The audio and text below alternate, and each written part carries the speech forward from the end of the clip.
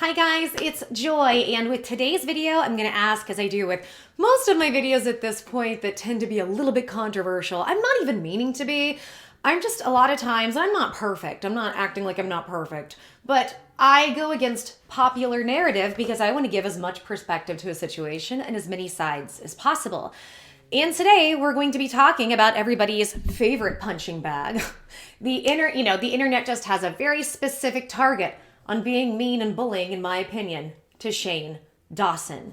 Now, please keep an open mind and make sure and watch the video to the end because you might not know where it's going to go, where you think it's going to go. A lot of my videos are like that. People comment too soon and then they watch and they go, oh, it was totally not what I thought you were saying. So make sure and watch to the end. That's always important with these videos. The first thing I want to say is I want to leave a disclaimer. I know Shane Dawson has had many controversies. I know within the Shane Dawson controversies, and I know with a lot of things that have happened, I'm not saying I know everything, but I've seen a lot of it. And here's the thing, guys. It has not aged well. It does not look good. I'm not going to sit here and sugarcoat that. I'm also not going to defend a lot of the behaviors that I'm seeing. I want you guys to be aware that is not my intention to try to defend a whole bunch of awful behaviors. Here's my concern. My concern is that we have all grown over the last 10 years, especially I'd say the last, like 6 or 7 as a society. And we have learned to value different things and we have learned about where there's different types of oppression. I feel like social media is a double-edged sword. Number one, I make money from it, but I also dislike it a lot, which is really weird. But just like anything, right? There are good things and bad things to something, right? It's a double-edged sword or a mixed blessing, and that's typically how things go. Even the most talented people have their Achilles heel in their lives, right? Like in my case, I can build YouTube channels and I can be number one at things and I can do all kinds of crazy things in several different areas, but then I can't get my body to work and I can't get a family to support. I can't get my family to love and support me, right? So you never know what's fully going on with somebody. And this is what I want to kind of talk about and point out when it comes to Shane Dawson. There is a lot of stuff that he has gotten a lot of controversy, a lot of flack for over the last year. And you know what? I will say this, I think it should be talked about. Some of it, do I think it's deserved? Sure, criticism is deserved for those situations. But there is a big glaring thing I see being left out of the conversation, and I even see both YouTubers and viewers poo-pooing on or acting like it doesn't exist. And this is what I've been saying for a long time. It is context. Because of Shane's past actions, he's labeled the R word and a predator towards children. Now, I want you guys to know, I do not know Shane personally. Shane has been nice to me. He has shouted me out in a video and he has left comments on my video during a time where people really didn't like me. That's okay. I would like to make people happy. I would like them to be happy with my content. But at the end of the day, I'm here to speak my truth, build my business, and give different alternative perspectives. I try to give as many as I can, and many times that goes against popular opinion. Because guys, many times, I'm talking 8 times out of 10, popular opinion is wrong.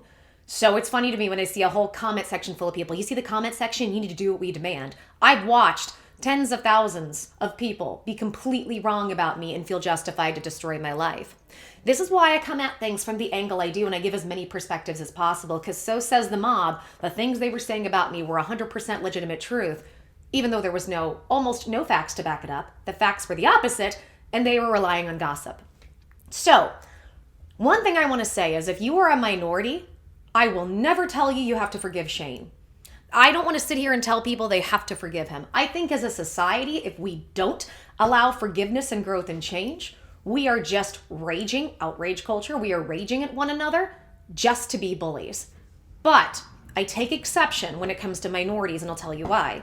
Over the last few years, I've done a lot of growing, and I have really dove into a lot of different, research with inequalities and inequities when it comes to different minority groups. And a lot of the stuff he did where it looked like he's being the R word, I would never tell anybody you have to forgive him. That is, I'm not a minority. I am not somebody of color. And that is, sorry, when I say the word color, if you see me kind of cringe, it's because where I'm from in the Midwest, it was considered the R word to call, it was like saying the color word you would do with an ED, color, ED, people. And that was considered kind of a an R, that was considered a very R word type of way of speaking. So when people say POC or people of color, I cringe a bit because from where I'm from, I'm programmed to feel or believe like that's a negative connotation. So that's why I do that. And so I have a hard time even knowing, like, okay, well, what do I even say? Because I know over the years, when I was growing up, it was African American, you know, and different things, but, you know, that label has changed. And I get that, right? Things are constantly growing and constantly changing. And the blessing of social media is that it brought so many minority voices and voices of people who are oppressed or impoverished in some way. It brought them to the surface so we could all have more understanding and more compassion. And it's sad that it took that, but we are in a world that has divided us so strongly that we had to have more technology because minority voices and many voices who are oppressed or in poverty are squashed and they're really not allowed by Hollywood. They still, like, there's still so much R-word stuff in Hollywood about how they stereotype you know, people of color or minorities. Oh, I said it again. Sorry, I'm doing that in my head. I'm having to go, what are you saying? But then I realize that's the right thing. It's, you know, I'm trying, right? Kind of like with pronouns. I'm ill and my brain doesn't, it's real hard for me to form those sentences and remember it, but I try. I do my, so I want you to understand this video, first of all, if you're a minority, you don't have to forgive him. I encourage forgiveness in all ways because I think it helps us grow and change, but as well, things haven't fully changed for minorities in this country. And so I understand if they're still upset, more power to you. That's where I stand with that. I do like to encourage forgiveness, but I won't tell anybody what they need to feel or think. That is their personal journey. And I understand if they are upset or they are hurt. What I want to talk about today is not the R-word stuff or some of the other offensive stuff. To me, this is, aside from the R-word stuff, to me, this is the top most offensive thing that I have seen. And it's hard because I don't really want to put a label on what's the most offensive, but I would say R-word is up there at like number one, but I think there's one next to R-word that's number one that's just as disgusting.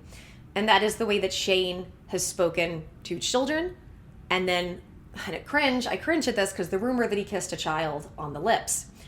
I want to talk about this, and I'm going to ask you guys to understand. Please be open-minded and understand I'm not defending Shane's actions.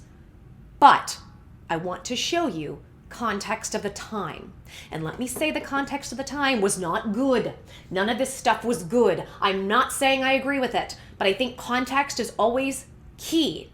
And I think that people are wanting to crucify him for things that they don't understand, might have not seemed super inappropriate back then. So I'm going to go ahead and I'm going to show you the clip. Trigger warning, this is Shane, and I guess he gives a peck to a minor on the lip. Left, okay? Ready? All right. 3, 2. Okay, I think I missed. Okay, get out of here. Thank you. Now, there have been a lot of jokes, there have been a lot of this and that, and we can argue the appropriateness all day long, and I can say, yep, not at all appropriate. And I've said this in several videos. Shane comes from a history of abuse and a history of sexual abuse. And when you come from that, or if you've been in situations where you had grooming, you don't know what the boundaries are because you grow up and that's normalized. On top of that, the boundaries were very blurred. And there are a few examples I have of that. One example I always bring up is R. Kelly. I knew at 12 years old, the rumor was he was doing, physical things with children, a 12-year-old, and he was urinating on them when he was doing his physical pleasure. It was known, and nobody did anything, and it was a joke. It was laughed about. Why did it take, and that was 1995, 96. Why did it take until 2020-ish, about 25 years, for anything to happen to him? Because society had a very different take on these sort of things. Society, now, yes, it's wrong to do this with kids. We know that, right? We know it's wrong to force anything on kids. But as the child gets older, into tweenage years, teen years, puberty, in society, in the 90s, the lines were very blurred. In the 90s was a time where people were really challenging a lot of social norms. In my opinion, it's one of the reasons that the LGBT started having more voice. Because what was really prevalent in the 80s and the early 90s was a very big religious, conservative, Christian atmosphere, one that we don't understand current day. And it was one that said, If you have to have sexual intercourse, you absolutely have to get married in the church under God, or you are a sinner and you are going to hell. And they also said that about the LGBT. And you guys know this, they still have conversion therapy places where they think they can get the gay out of you. It's horrific. This was common. This was accepted. These things were considered good practice.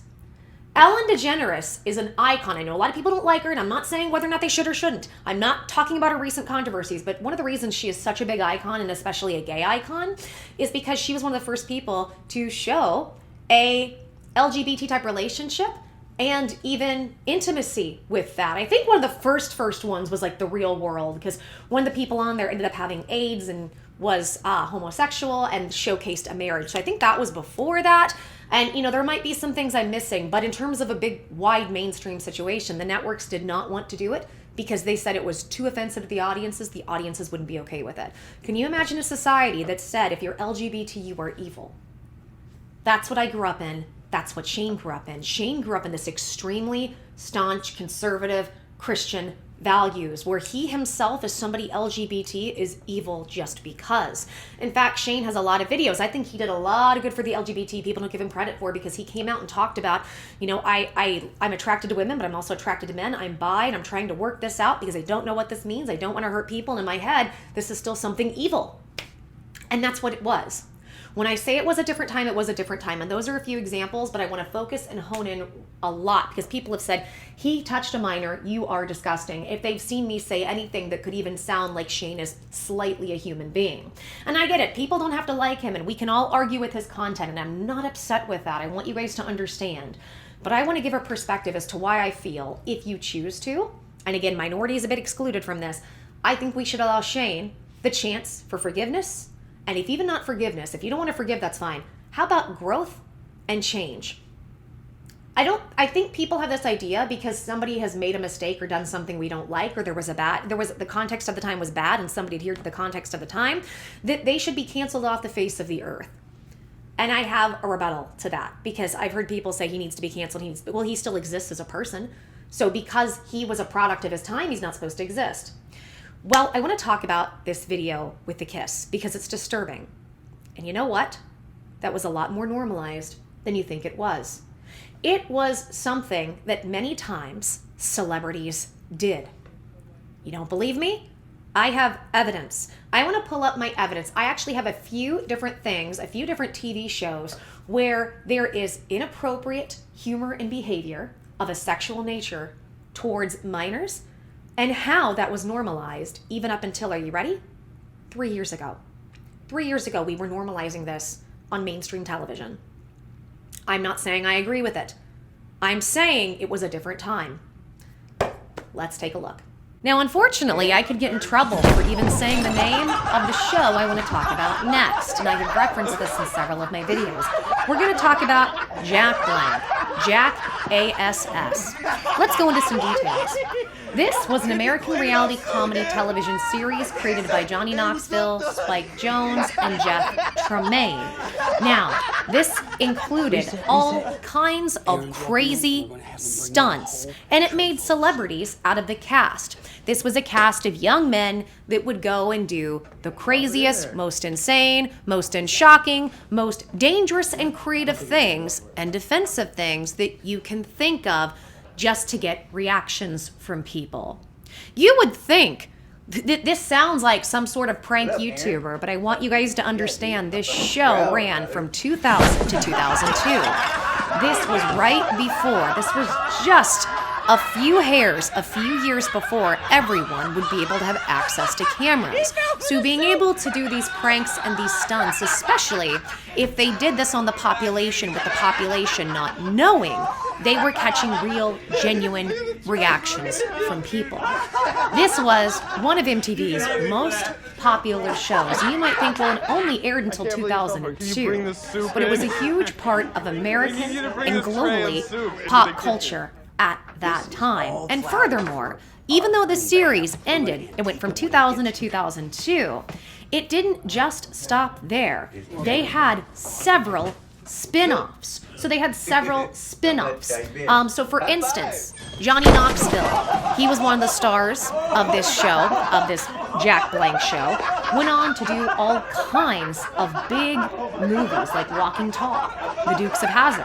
He was in Men in Black 2, The Ringer, A Dirty Shame, Big Trouble, The Last Stand, and Skip Trace. But Bam Man...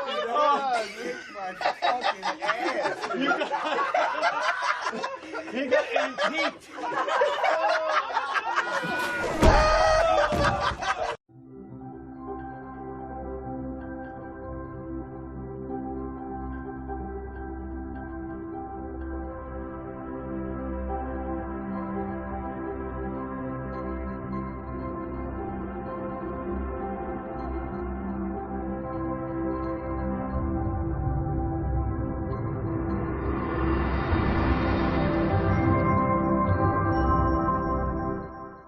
Jera, who was also somebody that was a part of this show, a very integral part. He and what he calls the CKY crew, they had a ton of spin-off shows, like Viva La Bam, that was very, very popular, which basically follows Jera doing all kinds of crazy stunts with his family and with his friends as well. Also, Bam ended up having a radio show called Radio Bam on Sirius. Also, Bam's Unholy Union also happened. Then we also have the show Homewreckers and Wild Boys, which was Steve-O, another one of the celebrities on the show. Well, he became a celebrity from the show. Got this show, Wild Boys. So, even though the Jack show, don't know because you kid's gonna be mad, that was taken off and was only aired for about 2 years. They had spin-offs for a long time thereafter, even up until the 2010s. 2012s, but it goes on. They also had a movie franchise. They had Jack Show the Movie, 2002. Jack Blank number 2, 2006. Jack Blank presents Matt Hoffman's tribute to Evel Knievel in 2008. Jack Blank 3D, 2010. Jack Blank presents Bad Grandpa, 2013. And Jack Blank 4 in 2021. That's right, guys. This show, or I should say, this has been picked up for another movie set to release in 2021. Now, they did a lot of offensive things, a lot of R-word things, a lot of comedy that could border on feline stuff, and a lot of stuff, honestly, put a lot of people in danger back then because kids were seeing this, emulating it, trying these stunts out, and getting hurt. I know, because I had a broadcast journalism department, and we had several people from there. If this person is watching, hey, I know who you are, and you left a comment on my video the other day. It's so weird, somebody from high school found me in one of my videos. How weird, right? But he actually would do these kind of stunts and come back and show us. This was like a big deal among the guys, right? And more power to them. That's what young men do. They act crazy, they push boundaries, like they act silly. Whatever, right? I'm not knocking it. But here's what I'm trying to get across, and here's what I'm saying, is that in 2013, they had one of their movies called Bad Grandpa. Now, in Bad Grandpa, this starred Johnny Knoxville, who probably went on to become their most well-known, prominent celebrity of the show that was in a lot of different movies and different things. And he became, part of the celebrity Hollywood culture, very integral to it. And in doing that, with Bad Grandpa, now I'm going to do my best to blur out as much as possible in this, so just a heads up, there is a scene, I'm not even going to give context, because I don't think, in my opinion, it's necessary, but there is a scene in Bad Grandpa where apparently the scene is supposed to be he's taking what looks like his granddaughter to some sort of child pageant, which those are weird enough. Why are we going to take toddlers, give them fake teeth, put makeup on them, and put them in risque outfits? Why would anybody, I'm sorry, and I get, to an extent, I could understand maybe when you're older doing pageants. I personally don't get it, but I could get that. I'm talking toddlers and children. What? Makeup is supposed to accentuate your features to make you look more attractive, and for children, they want to look more adult. What? Okay, I'm not going to go into it. But what you're going to see, and I'm going to blur out because I don't even want to show you guys, is that this child goes on stage, is supposed to do their routine. Everything's supposed to be very cute, honky-dory, and then the grandpa shows a child, apparently teaches this child, to do the routine in the way that the grandpa wants, which ends up being the child stripping, strip dancing, strip teasing, gyrating, getting on poles during this performance. And I guess the whole thing is to see the shock value of the audience. And everybody thought this was fine. Nobody really said much. But then again, when has Hollywood really spoken out about predators or people hurting women? They don't. And there's a reason. Pretty Little Liars was a show that ran from 2010 until 2017. In it, the main protagonistic relationship is between a young girl named Aria, who is 16 years old and in high school, and her teacher, Ezra. The story goes that in season 1, they meet in a bar when she was 16, and Ezra had just graduated college and got his first teaching job. They subsequently hooked up in the bar bathroom and parted ways. Shortly thereafter, Aria finds out that Ezra is her new high school English teacher. Now, we are led to believe that through seasons 1 and 3, that Ezra does not know that she is a minor. But in season 4, it comes out that he was fully aware, and he decided to be with her anyway as a result of wanting to do some research, because that makes sense, apparently. They have a passionate on-again, off-again relationship while she is in and then out of school. In the end, the show roots for their relationship, and the last season, these two get married. The show takes place in Pennsylvania, where the age of consent is 16.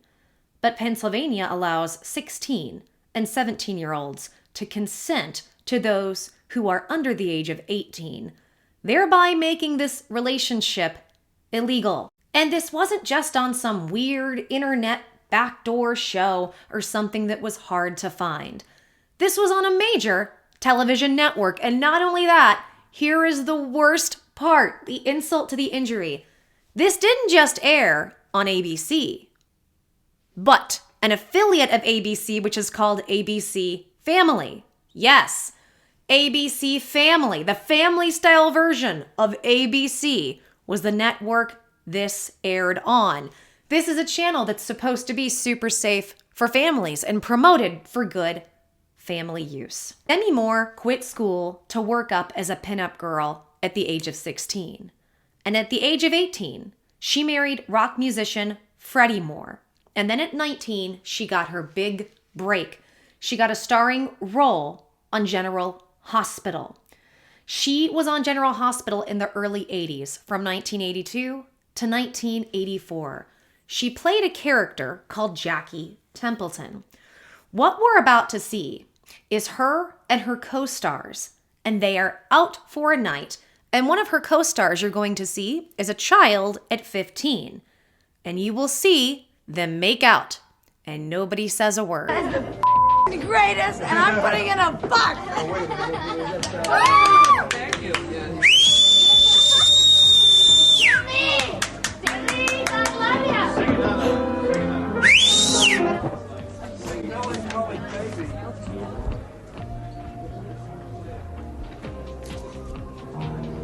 Okay, one more time.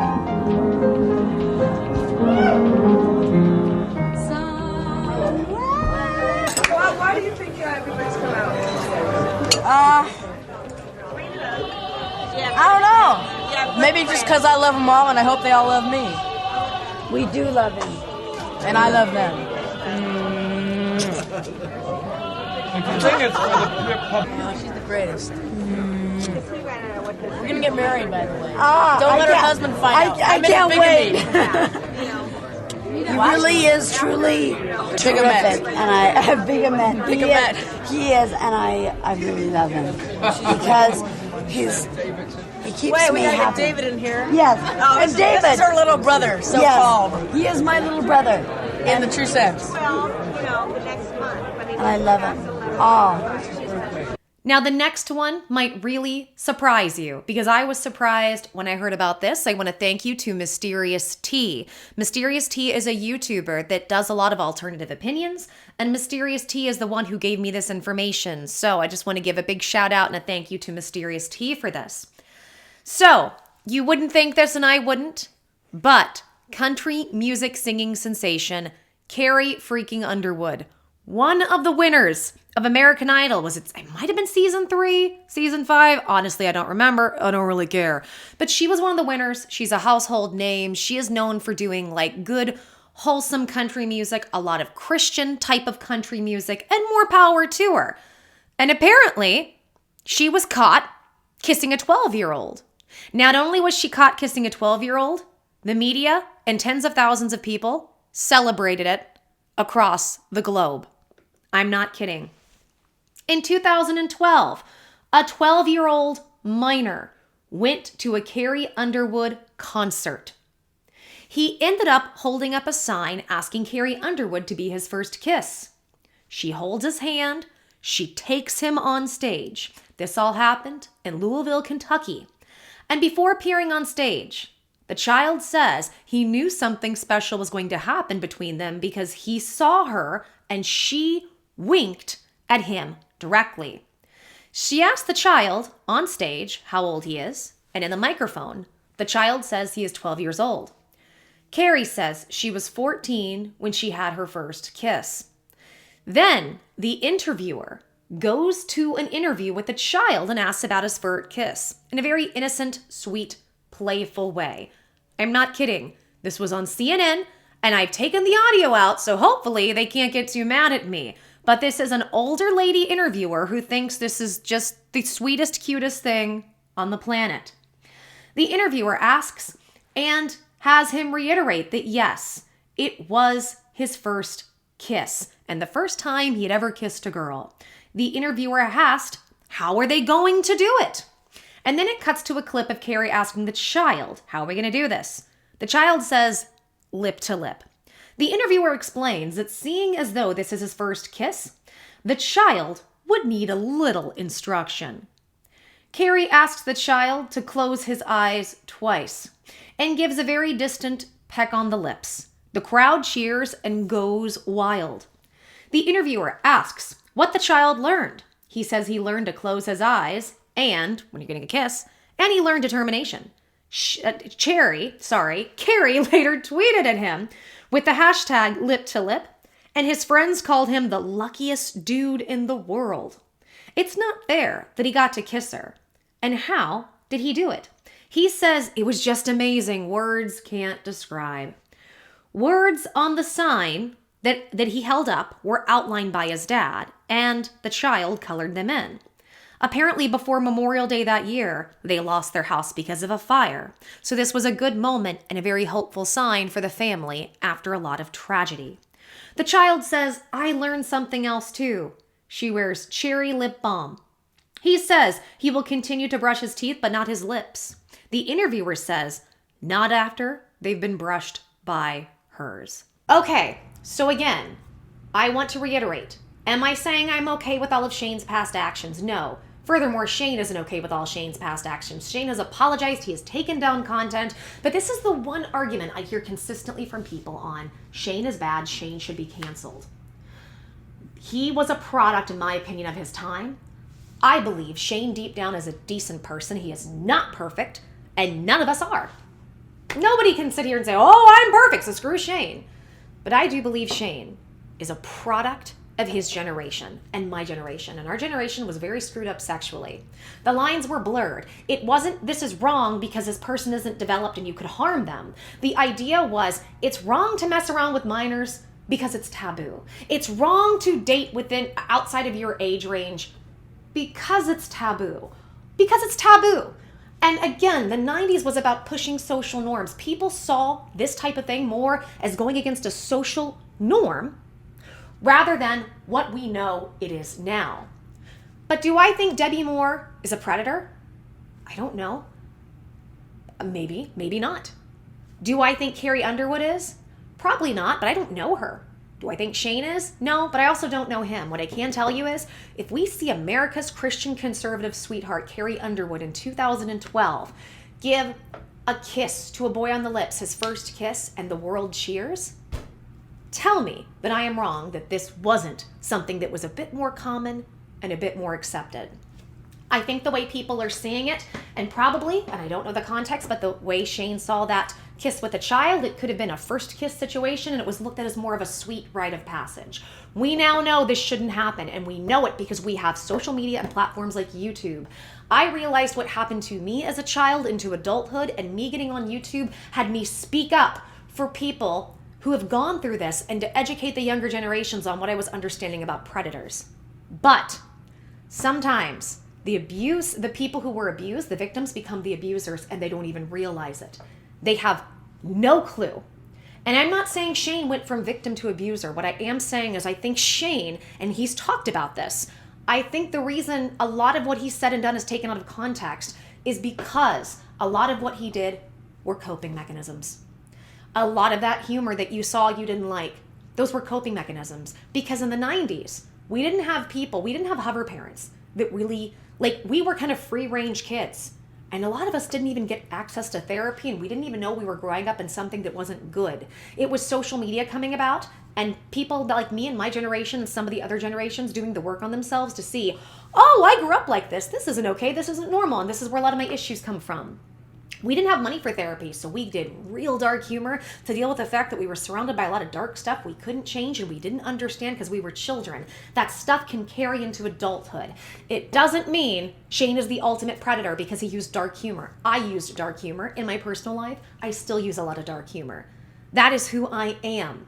I like to try to find the light and the joy in the darkest place and expand it so I can process that dark thing, so I can cope with that dark thing.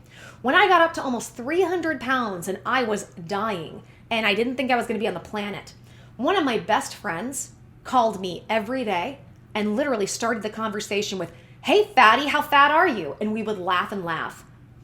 And I requested that this person did it. I laughed and joked. I actually got crap. If you go see my other videos where I'm bigger, in my comments, because people kept saying, don't put yourself down. You don't treat yourself that way. Joy's doing it for attention. No, it's a coping mechanism because I was like, I'm not somebody who is normally this size. Being this size is traumatic for me, but something's going on with me. I can't change it. I don't know what it is, and nobody believes me. So the only way I can cope with waking up one day after 2 years of trying so hard to fix a health problem that people say isn't even real, and I'm a whale and I can't control it, I've got to laugh about this. So we made nonstop jokes about my size. That got me through that summer that I almost wasn't here. That got me through the weight gain that happened. And you know what? It got me through the weight loss that happened. And I know to you guys it looks rapid, and in a way it was, but considering the calories I consume versus the type of food, and I have almost zero carbs and sugar, except for some of the stuff that comes in cheese, depending on the cheese, and what might naturally be occurring in some meats, it was a slow process. For anybody else, they would have dropped this weight 2 or 3 times as quick, but I've got other issues. My point is to say, I think Shane is a product of his time. If it was okay for Carrie Underwood to do it and the world cheered, do you think Shane maybe thought this isn't that big a deal?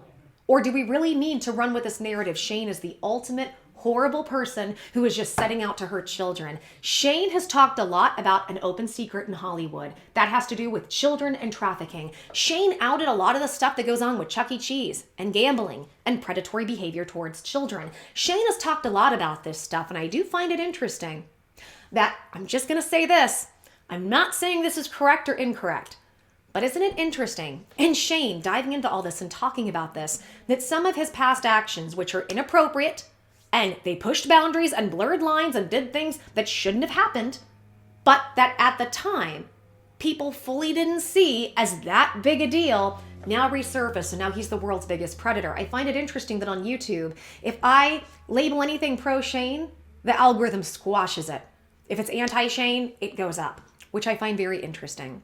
So, in conclusion, I really hope you guys understand, I am not at all sitting here and saying everything Shane has done is justified and he shouldn't get any criticism at all, and that people should necessarily forgive him. Now, I'm all about forgiveness, and I hope we can be a society that does that. That's not what I'm saying. And I'm not saying that I agree with the content.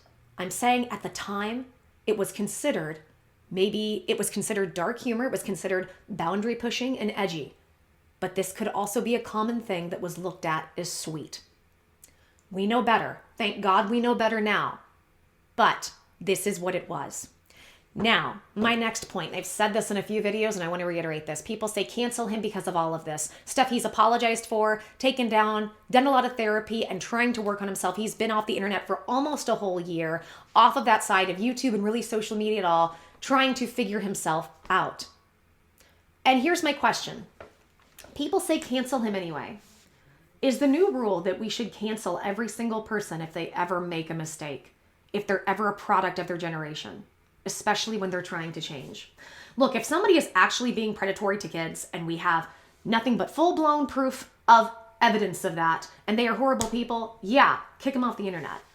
Shane is still a person. He's a human being. He's not good and he is not evil. He is a human being, and I think he's a human being that's trying to be a force of good and trying to figure out what that means. And I've had to go in myself and have those battles and have those journeys in myself of what is it to be a good human being? What does that even mean exactly? Because again, so many things. And for a long time, I thought helping as many people I can and giving to as many people as I can. And guess what? That allowed people to take advantage, step all over me, assume what they wanted from me. And then when I would assert my boundaries, they would get very nasty. It happened to me throughout my life. So is that me being a good person? Well, that's me overgiving my energy because then I'm not being good to me. There's a lot of nuance between what exactly is a good person and how do you enforce trying to be the best person you can be while protecting yourself, because people in general can be predatory. Maybe not sexually, but they can be predatory. And with Shane, this is what I want you guys to understand. We had a whole few generations that saw what Shane did and they were fine with it. Why did Shane get so popular? Why did nobody call this behavior out at the time? And why did nobody care? At the time, nobody cared about these behaviors. We didn't know any better. As a society, and Shane, we didn't know better. We didn't fully understand grooming. We didn't fully understand child development in the ways that we do now. I'm not saying I agree, and I don't like that happened, but it happened. So here's my question. If we're going to cancel Shane, how do we cancel a few generations of people? We're talking Gen Xers, millennials, boomers, greatest generationers, everybody who thought Carrie Underwood giving that boy her first kiss, that is the sweetest thing. How do we cancel that interviewer? How do we cancel all the journalists who were working at CNN at the time? How do we cancel whole generations of people?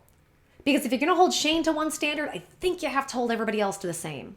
If you're going to cancel Shane, you got to cancel everybody else. How do we do that with the society? Do we say to all these swaths of society that were exposed to this, did and said nothing, even when this, and that's another thing, social media wasn't around for us to raise our voices. Nobody cared unless you could get it in the newspaper or on television news, which is owned by evil media conglomerates who don't care to have that stuff out there or don't want it out there because they're doing the real human trafficking behind the scenes.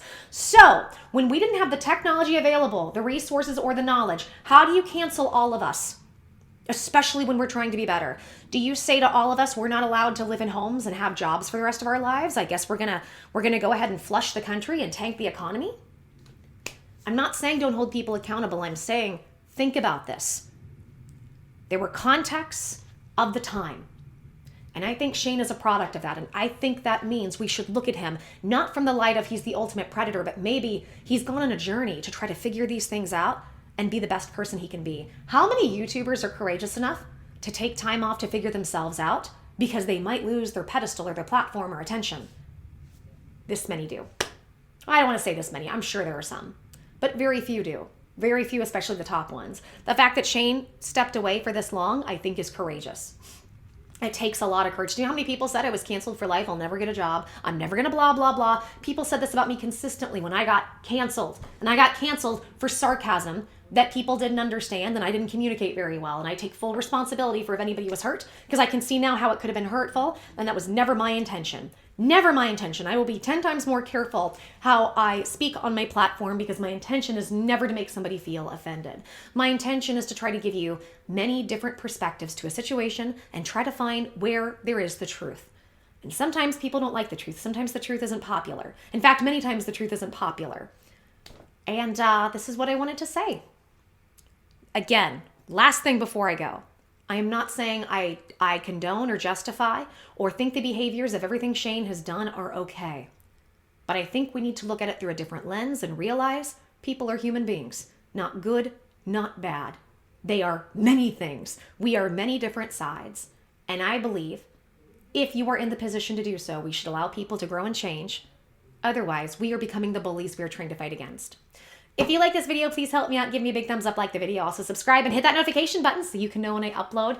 Comment. Kind of scared to get the comments, but comment. What do you think? Sound off. I'm curious what you guys have to say here. Again, I'm scared, but I want to know. Please share this content with people you think that could benefit it. You know, people that you think might jive with it or it could help. I would love to spread this content to as many people as possible. And yeah, subscribe, hit notifications if you're new. Okay, guys, I'm going to keep making videos and getting stuff ready, and we'll see what happens. I'm holding my breath a little bit because I know people are upset with me, but that's okay. You know what? That's okay. Sometimes I'm upset with people, and that's all right. We don't have to disagree as long as we can disagree respectfully. Many of the loud people can't on YouTube, many of the commenters, but all right. You know, as long as we disagree respectfully, you are more than welcome here. And I want you guys to know that. And yes, I do delete comments if they are nasty or negative. There's no reason for that. You can get your point across respectfully, and that creates toxicity here that I just don't want.